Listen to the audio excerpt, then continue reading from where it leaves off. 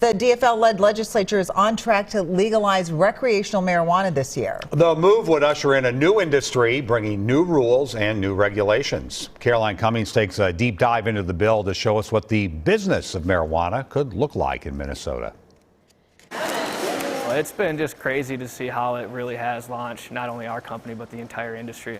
Business owner Zach Rohr is still catching the legalized THC tailwinds from a law last summer allowing low doses of the compound that can produce a high in food and drink as long as it comes from hemp. This is the magic ingredient right here. Mini Grown grows hemp, processes it, and makes gummies with THC in them. Minnesotans are ready for this. But 35 miles away from its Cannon Falls facility, lawmakers in the capital city are contemplating the next step, legalizing hemp's cannabis cousin, marijuana.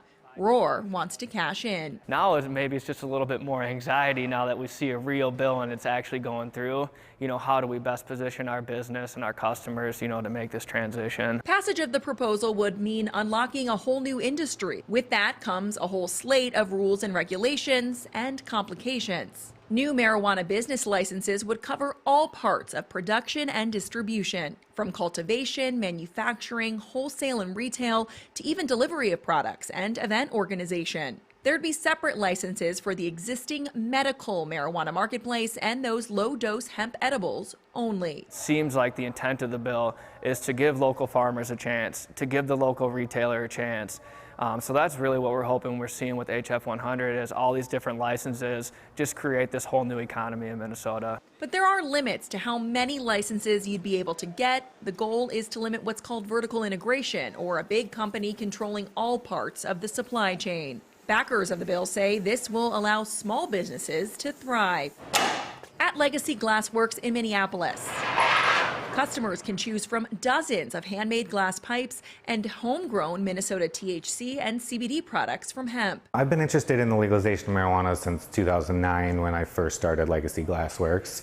We've been preparing since then for the inevitable legalization. Owner Josh Wilkin-Simon says the low-dose hemp THC edibles have been a lifeline for his business. If marijuana becomes legal, he wants to operate a dispensary. Like any business owner under the bill, he'll have to apply for a license, get approved, and then pay fees, and it's not guaranteed. The primary regulator would be a new state office of cannabis management. This legislation also imposes an 8% gross receipts tax on marijuana, putting Minnesota at this point on the lower end compared to other states. I think that we are able to show that we have experience operating in this marketplace without any issues.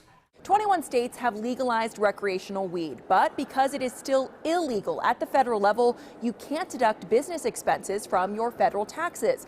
You also have to work with cash, but because of that federal prohibition, most banks won't work with you because it's too risky. Because hemp is legal under federal law, business owners don't face those same financial hurdles. I'm willing to take the risk to be able to provide the people of Minnesota what they want and to do it in a responsible way. Caroline Cummings, WCCO 4 News.